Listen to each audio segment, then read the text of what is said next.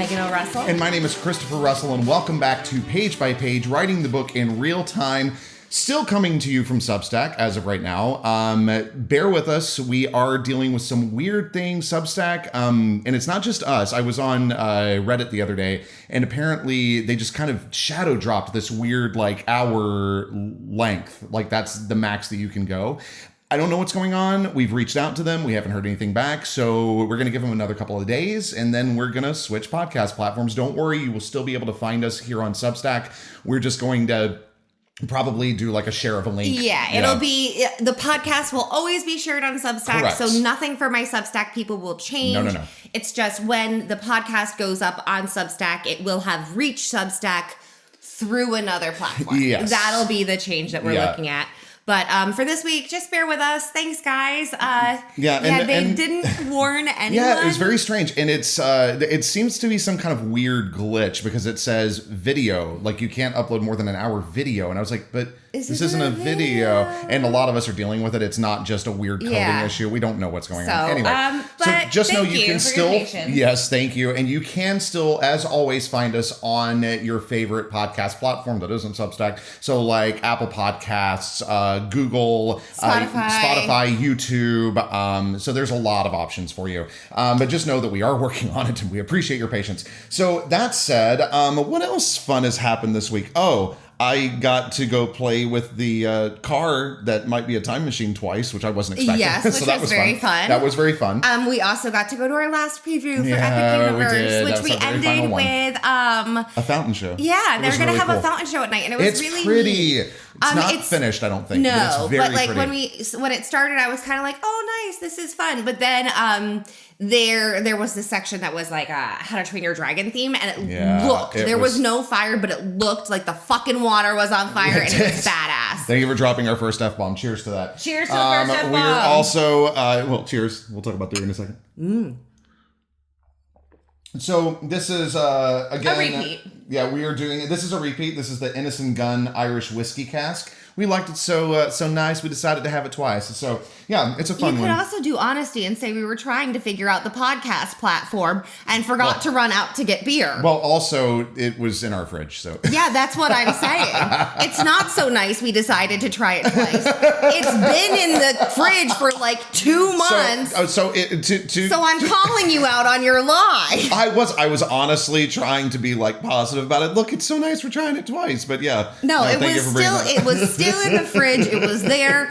We spent the time trying to figure out the podcast platform, forgot to go get a beer, and that was what was in the fridge. Accurate. That is completely accurate. But you know what? We're willingly drinking it again. Yeah, it's true. And also we have La Croix in the fridge. We could have gone for that. So it's not that bad. We need our own flux capacitor so that we can turn back to home. All right. Okay. So do you I think we just peaked on comedy for the day. So why don't you go ahead and give us a last time on then? What? It's called Previously On. I'm so sorry. Okay, actually, the MP3 file of the music that I composed for this is titled Last Time On. That's why I say that. So then I guess you need to retitle the file. Are we ready? Yep. If you go into the depths of the coding on this, if you know how to do all of that, I don't, you will see it change henceforth. Thank you. Please go ahead. Previously on Sketchbook of a Wayward Seer. Cue Last Time On music. You suck. It is finally the day of the hike. Ella and Jason set off into the mountains, looking for the cliff that will have the perfect view / where Ella had the vision of Clara being murdered. They find the cliff. Ella climbs down, and lo and behold, she finds Clara's remains. Bwah, bwah, bwah. And conveniently, since she went out there with the sheriff's son, who happens to have satellite phones because he's paranoid, and Ella is such a good planner, she can bring the sheriff straight to them. Boom. Mission accomplished. And that's where we are. There are so many little things that you drop early in the book, and we're going to talk about one of those later after the chapter. But it's just the fact that they're starting to reveal themselves already makes me so excited for the things, because you've said before that there are seeds that you've planted that we won't get to see until book 3, probably. And I'm like, what did you plant? I'm so excited to see this someone's happen. death was already foretold. Wait, what? Somebody who's going to die? Mm-hmm. Yeah, Noah. No, not Jeff. No. But, okay. Like it's in there. Oh my God, is it something that happens in the tabletop game? No. Ah, damn. Okay, I thought. But it's already there's already another death that has been seen that isn't just Noah like blatantly on the. Oh yeah, there's a dead girl on the ground. Is that the one you're talking about? Nope. Wait, what? So Noah, dead girl, Clara, corpse carver. Oh my God. Okay. All right. Oh, hi, Bubba. If you just heard that. That was him. Okay. Oh, okay. Now, all right. I have to not think about that. We have to list him as a producer. We do. Producer Mo quotes Bubba Orlowski Russell. Okay. Are you ready? I am ready. Okay, great. So then I present. Actually, hold, please. I'm going to very gingerly move this mic over towards me because it's my microphone. My own, my precious. Okay, are you ready? Today we're reading from Tolkien. We're not. Okay, she's just staring at me. I present to you. Just leaving you hanging is so fun. Rude. Okay, continue. You remind me of The Residence right now. The way that she just sat there and watched people. Oh yes, if you haven't seen The Residence, it's great. It is great. Okay, now onto the chapter. So I present to you, promise without further ado, Sketchbook of a Wayward Seer by Megan O. Russell. Chapter 35. Humans die really fucking easily. They are fragile, weak, and surviving even the slightest trial is a miracle of epic proportions. At least, if you measure all humanity by Jason's nigh-on tearful relief when I reached the top of the seam and climbed back onto the cliff. He held me, one hand on the back of my head like he was shielding me from attack, keeping me tucked close to his chest as he whispered, "You're okay, until his own breathing slowed. When he'd finished clinging to me like I'd just survived a death match with a vampire, I led him to the picnic blanket, wrapping my rage up in a tight little titanium bundle where it couldn't seep out in Jason's direction, calculating which baked good would have the best chance of keeping his body balanced when shock set in. He'd already gone through the same reasoning for me. Walnut, cranberry, tart, and water. A steady tone and distracting stories. Have another snack. Shouldn't I eat a little more? Did I need more water? He had some. Jason worked as good a comforting routine as I'd have managed. Putting so much effort into taking care of me, he successfully distracted and calmed himself. I didn't mind him doing the work, but I couldn't figure out why he seemed so fine. The victim of horrific violence lay 10 feet over and 100 feet down, and Jason talked about the food truck fest like the world, especially Jason Archer's world, hadn't just tipped and cracked like the fucking Titanic. By the way, rude calling me out on Titanic. How dare you? It wasn't calling you out. It was a little hat tip. By the way, 113 years ago, the Titanic has struck the iceberg. So just letting you all know. It is a sad day. Okay. But then he said, to be able to bring closure to his family. If he yiked out, he didn't say yiked. But then he said, to be able to bring closure to his family. If he hiked out here without telling anyone where he wanted to climb, his family might have spent years searching the wrong part of the mountains. Now they'll have answers and get to have a proper funeral. That's a huge gift. He wrapped his arm around me, letting me lean against his side as I picked at a scone and recalibrated my placement on the human knowledge to Etherean reality scale.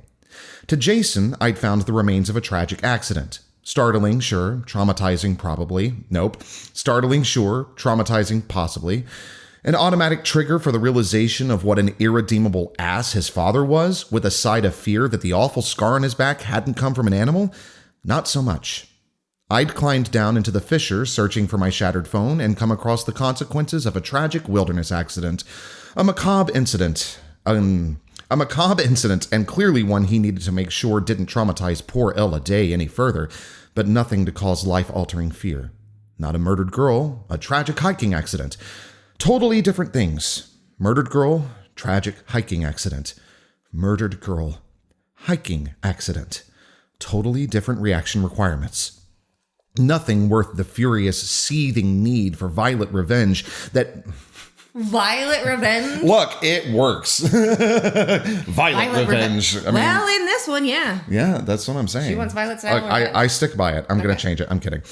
Nothing worth the furious, seething need for violent revenge that made it feel like my nerve endings wanted to scream every time I let my mind flick toward the white-hot titanium bundle of rage. Not just a scream. A sonic boom fierce enough to destroy everything. A world that could make such monsters didn't deserve to exist. But then Jason wouldn't exist. And the boy rubbing gentle circles on my back while he wove an unbroken string of stories, trying to distract, comfort the ass who'd led him here, needed to exist. The want to swaddle Jason and protect him from all the awful kept me from screaming, "You fucking worthless fuck," as a greeting when I heard Sheriff Archer coming down the slope. He wasn't alone. I turned toward the approaching fuzz flock, cutting off Jason's story about a 6th grade field trip gone very badly, pushing myself to my feet, careful not to put any weight on my aching finger, not bothering to brush the glitter off my ass since there was glitter on my hands. There was glitter fucking everywhere. I was going to spend my whole fucking life covered in glitter. "Over here, Dad." Jason popped to his feet beside me. "I see you." Sheriff Archer's voice had cheer to it, like he was enjoying his afternoon in the fresh air. "Fuck you, fuck you. You can't kill the human, Ella." "I told your mother there were no injuries, so you better not have been lying to me." Sheriff Archer spoke over the rustle of brush as he forced his way through the trees, cutting down the slope straight toward us. "Ella hurt her finger, but other than that, we're fine," Jason said. "Are we gonna have to amputate?" Sheriff Archer said. Jason clamped his lips together, like ignoring the dad joke could erase it from existence. "He's Jason's dad, Ella.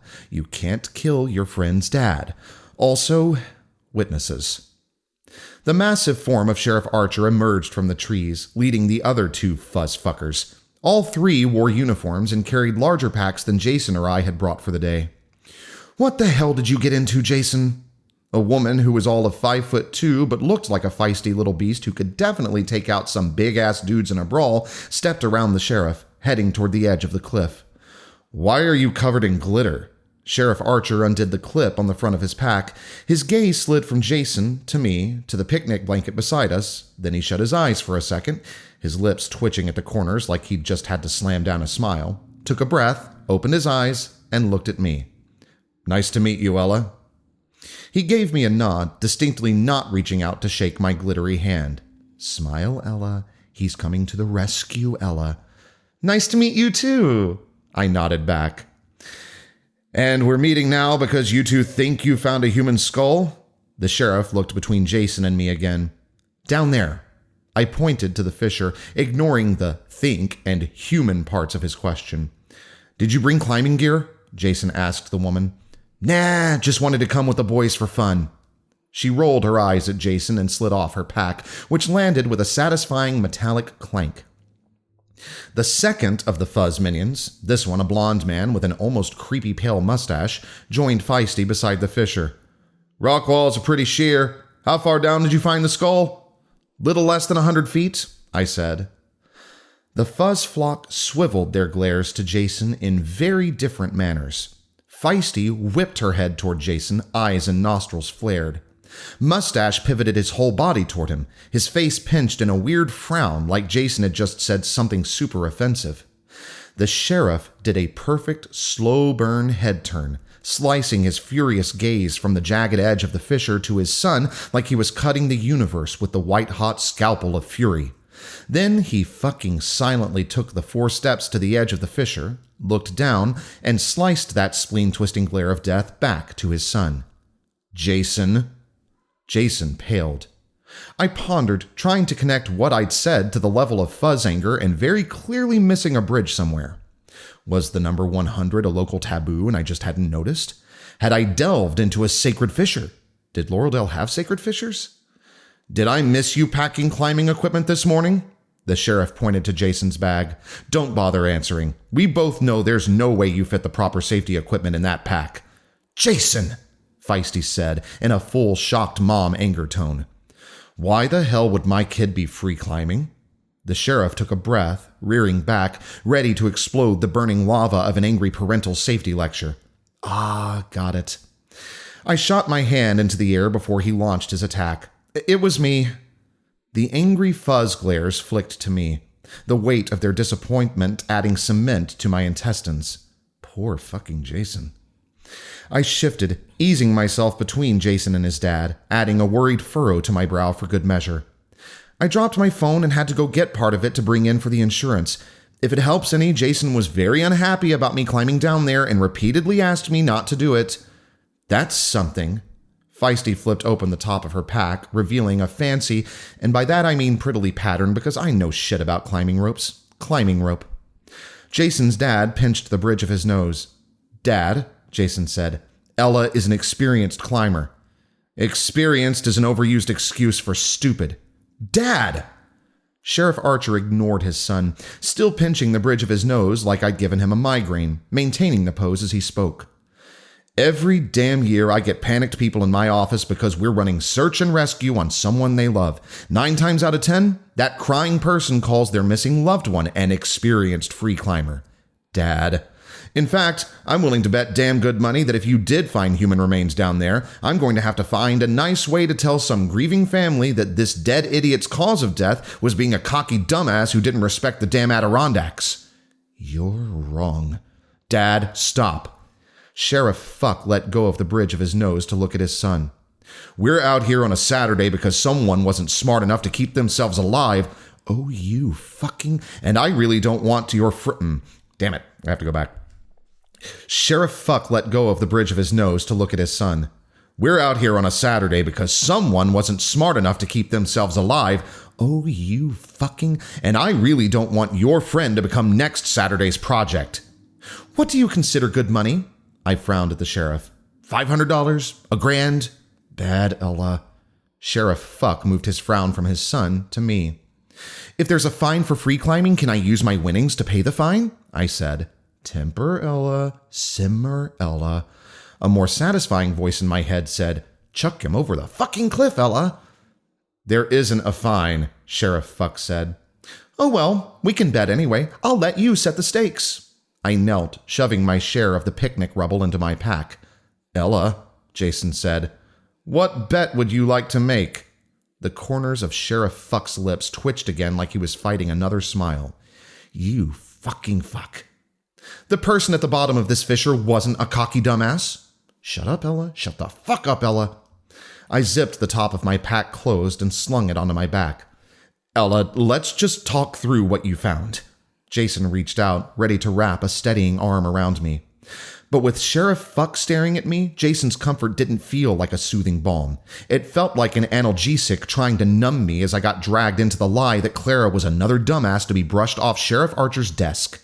I batted Jason's offer of comfort away. I can stand up by myself. You're fucking up, Ella. Jason's not the bad guy, Ella. If the bones you found aren't a climber, who's down there? Sheriff Fuck said. Walk away, Ella. Don't. Isn't it your job to figure that out? I said. Sheriff Fuck frowned. How about this? $500 says you're going to feel like a massive dick for insulting the dead before even bothering to look at their remains. I held out my hand to shake. Sound good? I'm not going to bet with a minor, Sheriff Fuck said. Pity. Anything else you need from me? They just got here. Jason kept his voice low and calming. Calm, Ella. You know how to do calm, Ella. Breathe, Ella. What did you see down there?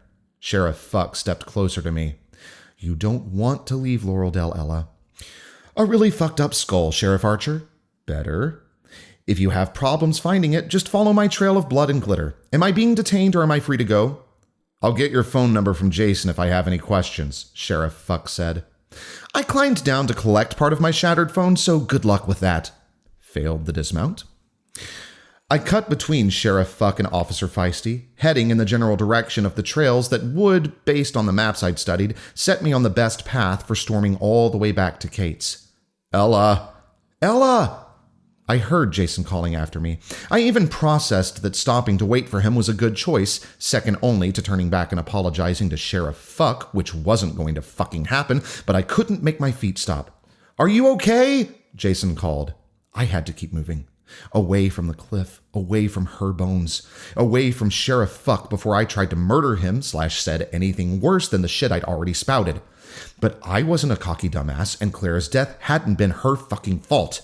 And for moronic, cowardly, fucking fuck-ass sheriff fuck to imply for even a second that Clara held any blame ignited the wolfy temper I'd inherited from Mom, which was really unfortunate since he was the fucking sheriff, but fuck him and fuck his fuzz cronies, and good fucking luck to them if they tried to pass Clara's death off as an accident, and fuck!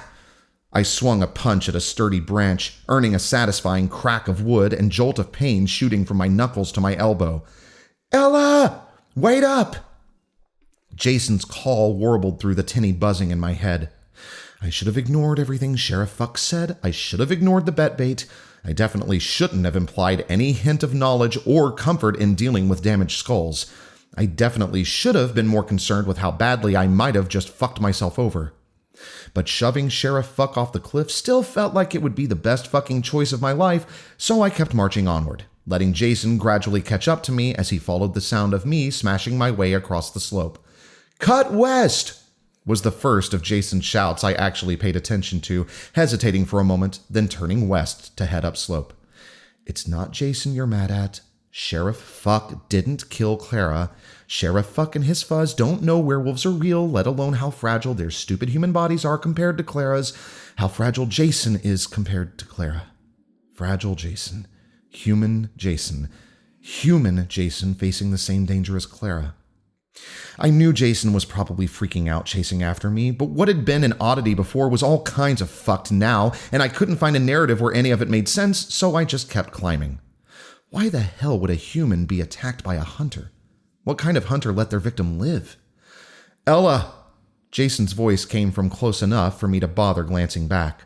Sweat beading his brow, Jason scaled the slope behind me, using the length of his legs with an efficiency that meant I'd probably, meaning definitely, been hiking too quickly for a non-athletic human.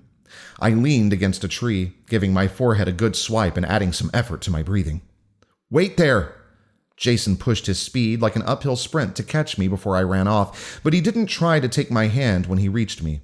A twisted part of me wanted him to just so... Sorry, I'm going to take a second there. Woo, boy, that was a good sprint. That was a really good sprint. Cheers to you. Oh, okay. So actually, while we are stopped here, I want to ask you about something. So I put in here, I was like, how fast is she moving when I was reading this the first time? And then sweat beading his brow, Jason scaled the slope behind me, using the length of his legs with an efficiency that meant I'd probably, meaning definitely, been hiking too quickly for a non-athletic human. I leaned against a tree, giving my forehead a good swipe and adding some effort to my breathing. So why don't you talk about that a little bit? Did that surprise you that Clara was moving that fast? Ella? Clara's not moving very quickly at all. Yeah, she's come to a dead stop. Oh! Like the Titanic, am I right? Sorry. What? I'm sorry. Look, you put it into the chapter. I now have carte blanche to talk about it as much as I want. But I mean, like this, I love this moment. Because it shows that she has truly lost her cool. That she's like, don't fucking care, I'm out of here, just don't care. And she's like, oh, I'm moving way too fast. Whoopsie poo. Yeah. Okay, cool. So. But no, that's definitely her like rage walking and then realizing like oh shit. Oh dear. Because is she actually sweating at this point? No, she's fine. Because she's hiking uphill, which is hard, but she's just hiking uphill with a day pack. So she's running up that course. She's running up that hill. Running up that road. Oh, running up that road. That's what it is. Yeah. Shut running up. up that hill. Okay. Okay. All right. Jeez Louise. All right, moving on. Wait there. Jason pushed his speed like an uphill sprint to catch me before I ran off, but he didn't try to take my hand when he reached me. A twisted part of me wanted him to, just so I could yank away from him. But the him I wanted to spite wasn't my friend Jason. It was Sheriff Archer's son. What happened? Jason pointed to my hand. Blood dripped from my fingers, leaking from the tree punching wounds. Blood dripped from my fingers, leaking from the tree punching wounds on my knuckles. Don't take your trauma out on friends, Ella. Tree, I said. It's sorry, I'm not just laughing at the fact that that's her not taking her trauma out. I'm also laughing because I did that in a low voice. Tree. Sorry. Don't take your trauma out on friends, Ella. Tree, I said. I've got a first aid kit. Jason slid off his pack. I'm fine. You already hurt your finger, and this will be fine too. Jason has never done anything to hurt you. He's your friend, a kind, generous friend you're fucking lucky to have. Be nice, Ella. Nice, nice, nice. If you could dump some water over it and give me a spare napkin. I have gauze, Jason said. It's not that bad. If blood dripping from your hand counts as not that bad, I regret not making you let me check your finger. Jason pulled a red pouch with a white cross on the front from his pack. My finger's fine. Then hold this. Jason passed the first aid kit to my left hand, pulled out his water bottle, and took my right wrist, moving my hurt hand out in front of me. He opened his water, pouring a trickle over the back of my hand to wash the blood away. Frowning, he leaned down to squint at my knuckles. Splinters dotted the torn skin. Did you punch a tree? Nope. Oh, did you punch the tree? That's right. Did you punch the tree? Not the trunk. Jason's frown deepened. I'll soak it when I get back to Kate's. Right. He let go of my wrist to put away the water bottle, then reclaimed the first aid kit and pulled out a bottle of antiseptic spray. He held out his hand like an altar ready for my sacrificial pain. I gave him my wrist. Sorry about this. He squirted the spray, and pain shot from my knuckles to my elbow. Sorry, he added when I wrinkled my nose as the sting pinged to my teeth. It's fine. You're really good at being fine and okay. Ouch. Jason jerked away from my hurt hand. The ouch was for the soul stab? I blew on my knuckles, easing the rest of the sting. I'm sorry my dad went off on you like that. Jason kept his eyes on the packet of gauze he was fumbling open. Dad's longer, calmer lecture on climbing safety includes that of the 90-odd people reported lost in the Adirondacks every year, statistically speaking, 5 won't be found, and 3 will have last known locations within 30 miles of Laureldale. 3 people a year? I held out my hand, like the beast submitting to Belle's paw tending. Yep. Why aren't there signs about the missing people everywhere in town? And how the fuck didn't I see this when I was digging through missing persons reports? Most of the hikers who go missing head into the preserve from points north of Laureldale. They're tourists who'd never even been through town. They're also late teens to early 20s white males with athletic backgrounds. Wrong demographic. Since Laureldale has a search and rescue team, Dad ends up dealing with the missing guys' families. Like he was binding a butterfly wing, Jason carefully wrapped the gauze around my hand. Dad's lecture on not becoming a sad yearly statistic is on par with his full presentation on not getting mangled doing stupid shit on an ATV. So he assumes the hikers they can't find were cocky dumbasses who got themselves killed? He shouldn't have said that. About me or the person I found? Either. He tucked the end of the bandage in place. Why didn't you tell me you thought they hadn't fallen? You were putting so much effort into entertaining me while we waited, I didn't want to ruin your flow. You should have told me. Why? He taped the tucked-in bit of gauze in place. Glitter already tainted the outside of the wrapping. Because I could have done a better job distracting you if I'd known what I was distracting you from? I could have done a better job of not snapping at your dad, as in the sheriff, if I'd known he was going to crawl my ass about free climbing and make fucked up assumptions about the dead. Jason froze. Don't be an ass, Ella. He's a friend, Ella. Sorry, I said. You can do better, Ella. Sorry, that was rude. But absolutely fucking true, and I apologize for using my outside voice. Don't worry about it. With my dad, concern often presents as asshole, and sometimes he says shitty things to make his point. Jason zipped his first aid kit back into his pack. I didn't think he'd just dive into lecture mode, not at someone he'd never met and with bones to distract him. I should have warned you to tell him I'd climbed down. What? No! I smacked his shoulder with my less wounded hand. I'm not going to let you take the blame. You live with him. Having to face that glare before coffee must be fucking brutal. A little. A hint of humor broke through Jason's tension. Give me all the blame. Blame for all Jason transgressions shall henceforth be sent straight to me. He smiled, and seeing him be okay loosened the spiked iron band around my ribs just a touch. I mean it. I nodded for him to lead, and he did, cutting diagonally up the slope. Future, past, I'll take it all. The time you sawed through the floor trying to install a fireman's pole from your bedroom to the kitchen? Totally my fault. I never did that. Wait. He stopped and turned to look at me. Did you do that? No, but my fucker-face cousins did. I shooed him to keep walking. Shit. He obeyed. My parents would have been furious. Oh, my aunt and uncle were totally pissed, but like 2 weeks later, one of the boys adopted a pet spider and kept the spider in a shoebox in his closet where it laid eggs. My head started to itch from remembered horror, even though I'd been My head started to itch from remembered horror. What? My head started to itch from remembered horror, even though I'd been half a country away.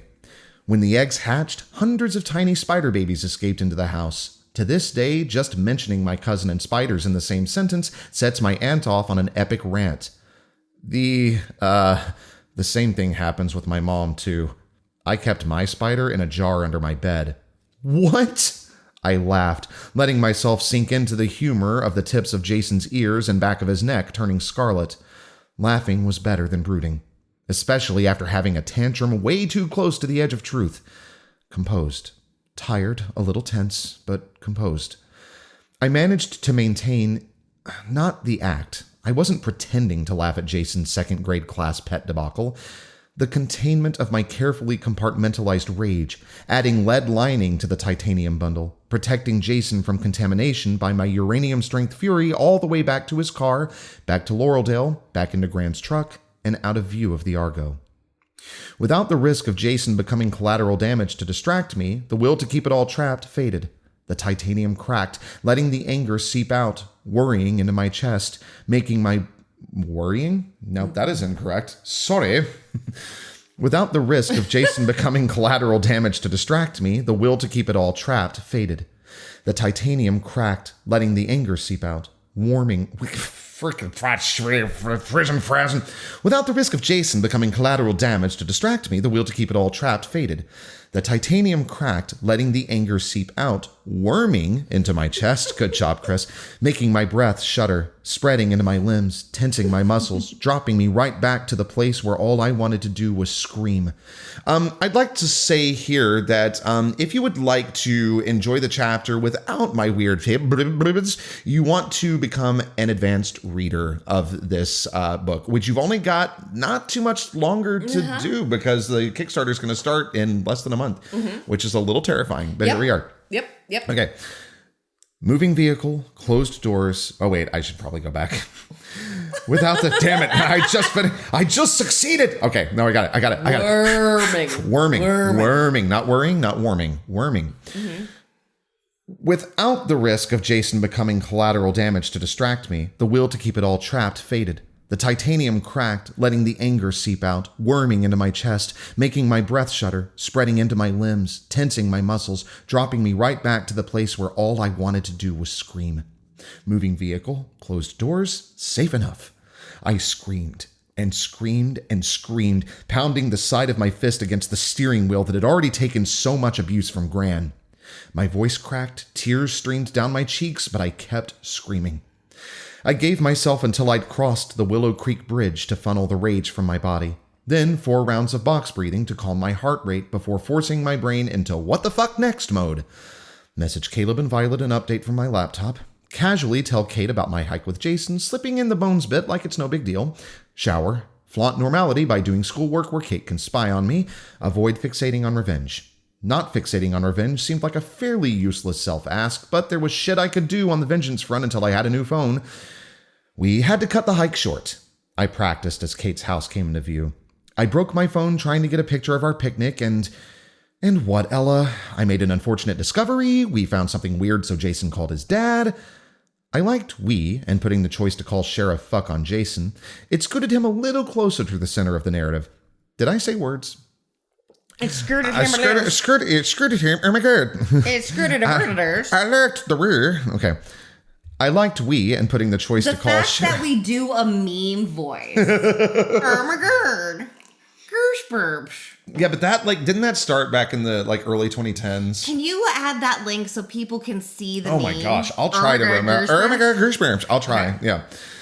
I like to You're wear and put in the church to millennials. It also sounds like a character from South Park. Or the Swedish Chef. Like, oh, the Ditterkerchers. It's the, yeah, it's the Or the Swedish Chef. Yeah. We spend too much time together. I think that we just sang in tritones. There was definitely some kind of augmentation going on there in the intervals. To learn more about music theory, contact me at... No, I'm kidding. All right. RussellCompositions@gmail.com. Okay. I think it's technically RussellComps@gmail.com. That's 2 S's, 2 L's. Okay.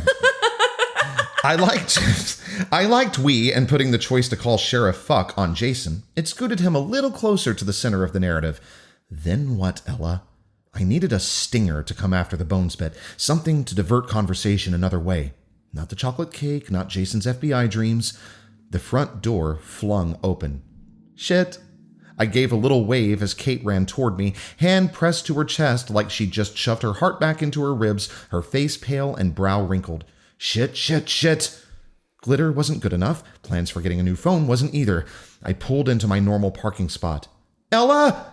Kate's muffled voice carried into the truck.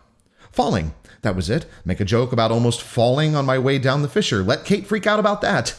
Kate reached the truck before I'd finished unbuckling my seatbelt and started talking as I swung open the door. Kiddo, you had me so worried. I've been calling you for the last hour. Wait, shit. Did something else happen? Shit. I climbed out of the truck. What's wrong? You scaring the shit out of me is what's wrong. Kate pulled me into a tight hug, rocking side to side just a tiny bit like she was trying to soothe me. Or her. Who the fuck knows? I told you I was going hiking with Jason, and you found a body. Why the fuck do you already know that? Keep your shit together, Ella. It wasn't a body, I said. Then why did I get a call from the sheriff's office telling me you found human remains and needed to make an appointment to speak to the sheriff on Monday? She stepped back, holding me at arm's length to study my face. Fuck. I found a few bones. Bones? From Kate's tone, bones was worse than a whole body. Where did you go that you found bones? Breathe.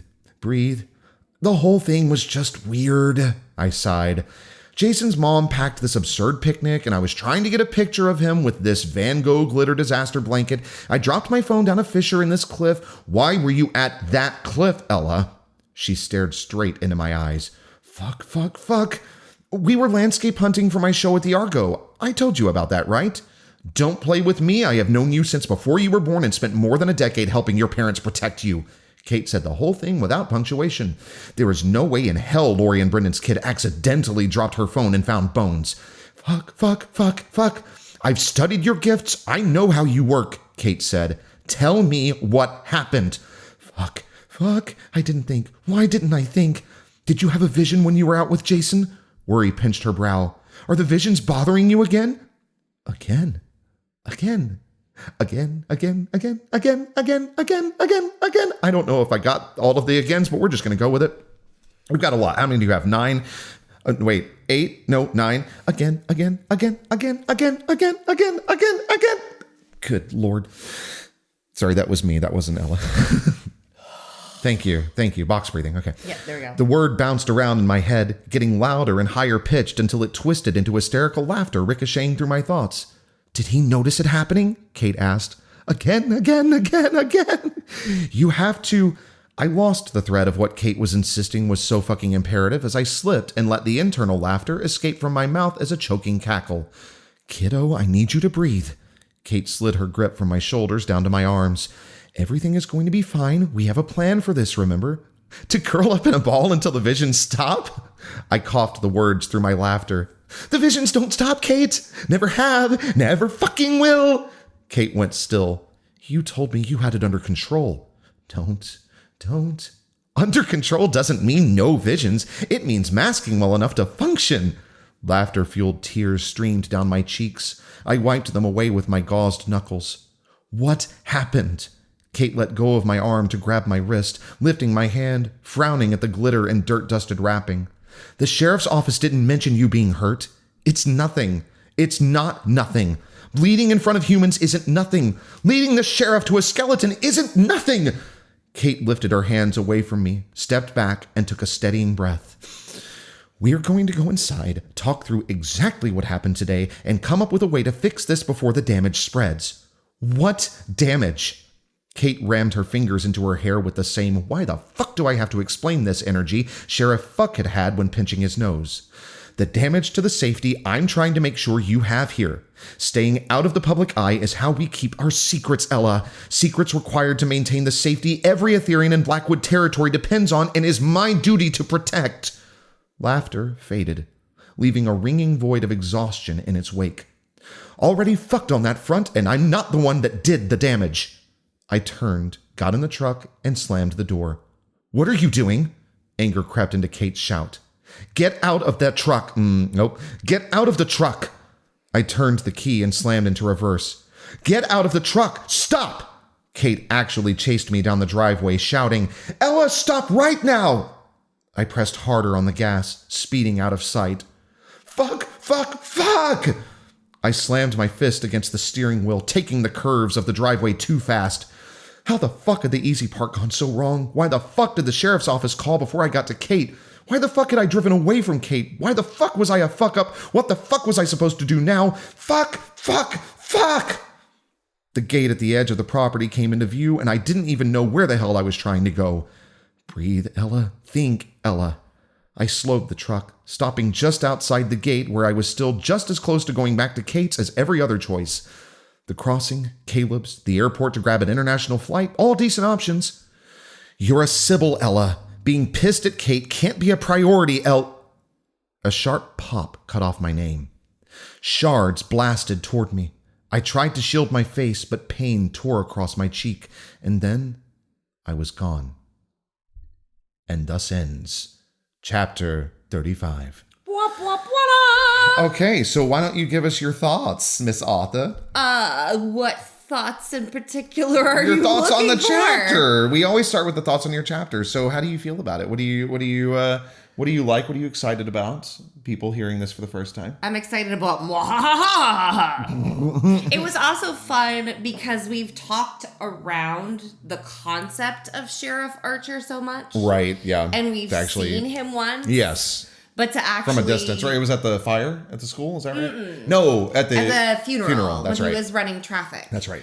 But to actually have an interaction with him after he's taken up so much of Ella's headspace. Yeah. And you know, it just occurred to me. I was like, it is a beautiful kind of way that you present him with his dialogue, because he's not, to me, he is a very, he's a sympathetic character. Like, you can actually look at what he goes through and understand his reaction for being like, oh, so you're going to be another stupid fuck I have to tell their family you died? Like, I get it. Well, I can totally get it, because that has to be grating. His son is the exact demographic. Right, of the people who die. Yeah. Yeah. So it's like his kid is the demographic.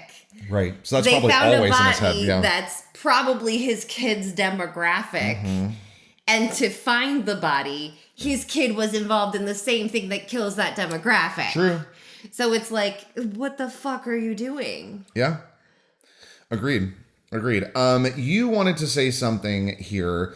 Talk about trying to decide which asshole story to give the cousins versus if the one that the cousins and Jason share was too much to put in the podcast. Okay. So we now know that they share a pet spider. Sorry, you're freaking me out. You're talking so fast. I'm sorry. But we now know that they share the pet spider. Yes. Okay. So the other things, well, I was more worried about the spiders. Okay. Than the teacher. Okay. Who had an unfortunate accident. Okay. In his pants. Because it's one of those things where it's like, I know that some people are so anti-spider. Yeah. That it's like just putting one spider in could lose people.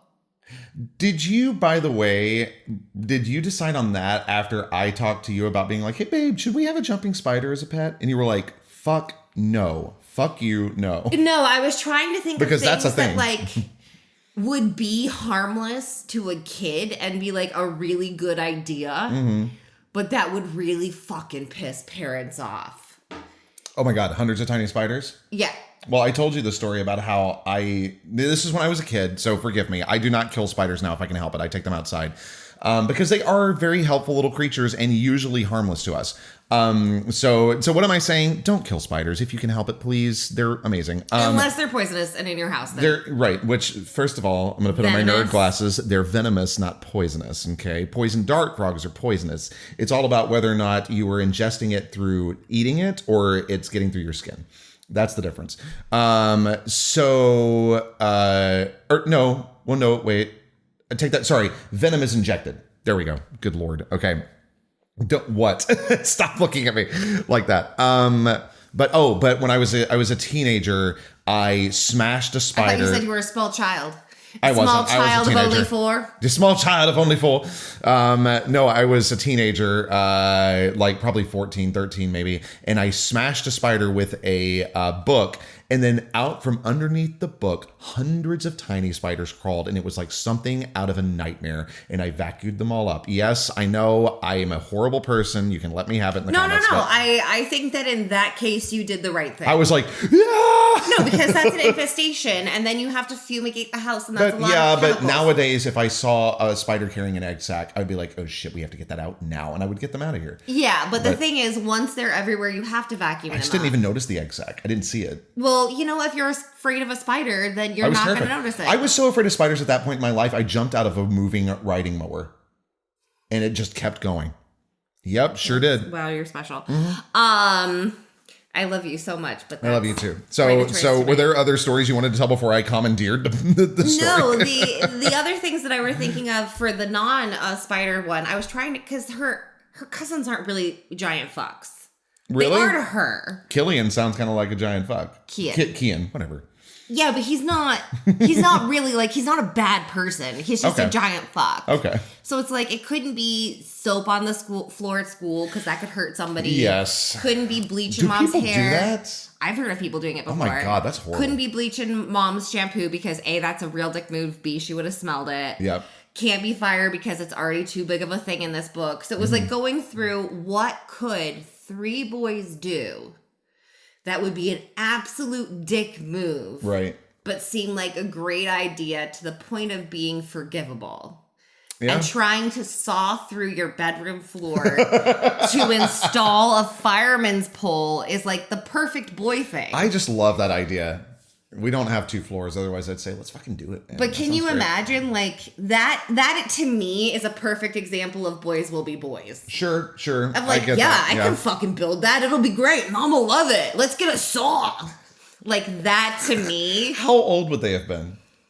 They would have been like 9 or 10? They would have been like 9 to 13. Okay, that makes sense. So like still in that sense. dumbass phase of like not understanding home insurance and dollars yet. Yep. But large enough that they can handle a power tool. Yeah. At least I was doing power tools when I was that age. I probably shouldn't have been, but no, I was too. That said, my father did work in a factory that made power tools, so they were just kind of always around. Okay, so we got to this part. He wrapped an arm around me, and you were like, can it be his arm? And I was like, what? It's when Jason is trying to comfort her at the beginning of the chapter. I have a weird thing about, like, he placed a hand on my shoulder. Disembodied limbs. He placed his hand on my shoulder, but sometimes a hand is really better than his hand. Because he should have 2 hands. On the structure of the sentence. But sometimes I overthink it. I overthink the belonging of limbs in their movement on a regular basis. But in this case, because there is, in fact, bits of arm 10 feet over and 100 feet down, then saying Jason wrapped an arm, well, is it like part of a skeleton arm from Clara? Like, did he grab like a Clara arm bone and be like, boop, I cuddle you with arm bone? Or is it a Jason arm? And so that was a case where, the mega neuroses of weight, like an arm, his arm, blah, blah, blah, the limb thing. It made sense. And you always are like, Megan, calm down. It's fine. But sometimes. Which it usually is. But it could have been like, just imagine like a Clara bone, like draping around on the shoulder. Oh my God, you were so twisted. Just like, boop. Thanks for finding me, Ella. Oh my God. So I want to bring up the fact that you decided to use what is typically a British term for the cops, Where did that come from? Where the fuzz? Yes. Like why fuzz? Because I was looking Was through it and so I was that like, you could use fuzz fuckers? And I was like, well, I was looking for like, okay, so I don't want it to be cops. I don't want it to be police. I don't want it to be law enforcement. So I was trying to go through different words that could be fun police things. And yes, fuzz fuckers is really fun to say. Fuzz fuckers. I also fuzz fuckers. Okay. It also has like some innuendos, like they're fuzz fuckers. Oh my gosh! So well, like that's something I said in a comment. I was like, "Are we implying they're all cis hetero?" Or I guess that that what's her name is yeah, but no, they're not all like lesbian. No, they're not all right fucking the female fuzz. They're fuzz fuckers. But fuzz fuckers is fun to that it was just fun to say. Okay. But Ella likes things that are fun to say, so it makes sense. She does. Yes, she does. This is a fact.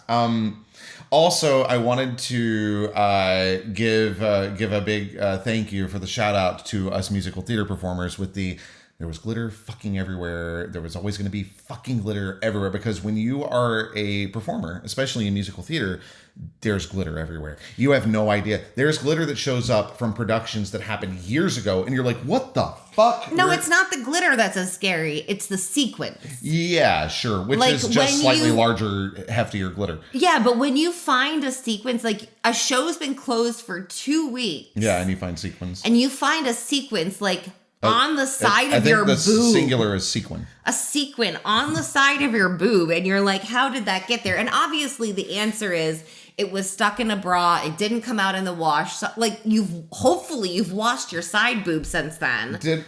But randomly finding side boob glitter way after a show closes is very disconcerting. Did we ever talk about, by the way, speaking of things sticking to your side boob, the time that you lost your necklace?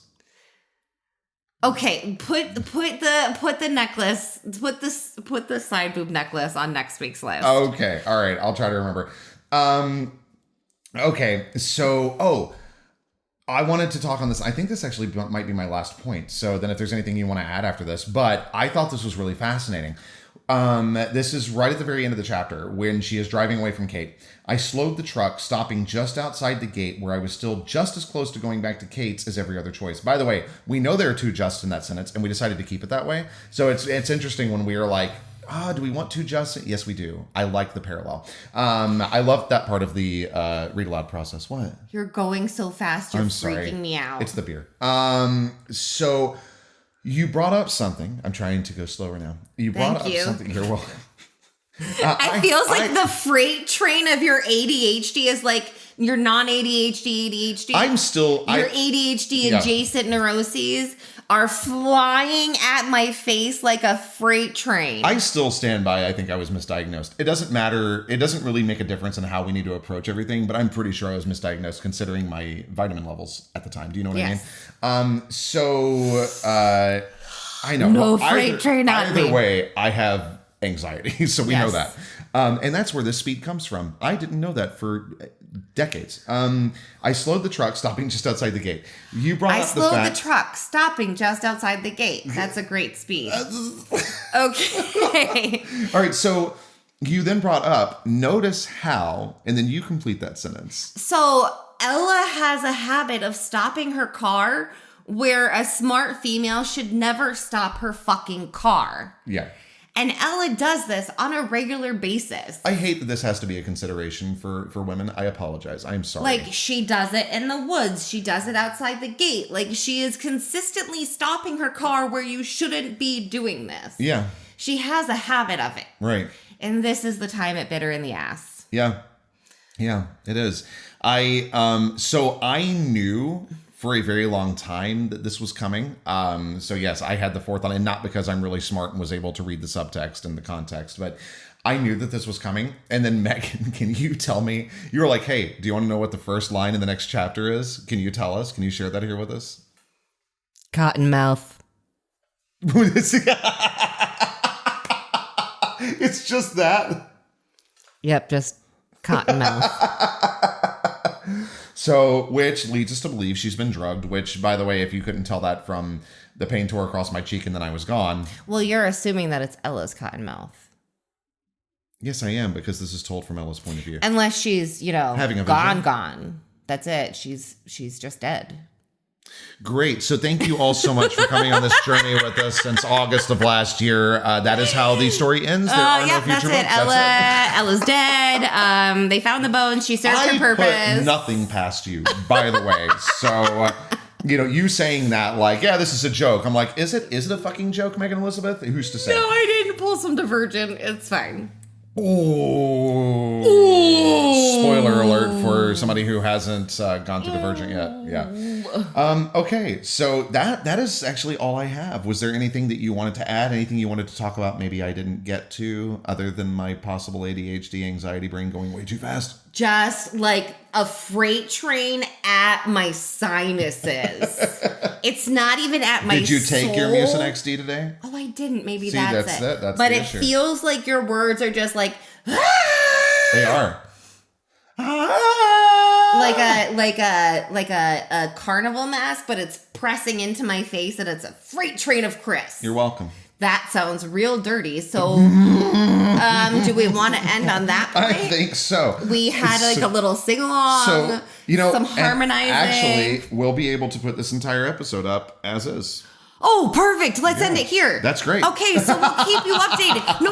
We'll keep you updated on if we're switching podcast platforms. But if you follow us on Substack, don't worry. You'll still be able to find the episodes there. So nothing else changes. And everywhere you listen, you're still going to be able to listen. So it's great. So follow, subscribe, tell your friends. There's only a couple more chapters, so join the journey now. That's it. So make sure you come along with us, and we're going to fit it all in one episode. You just spoke. Now you know how it feels. Okay. And as always, thank you for listening. That was slower.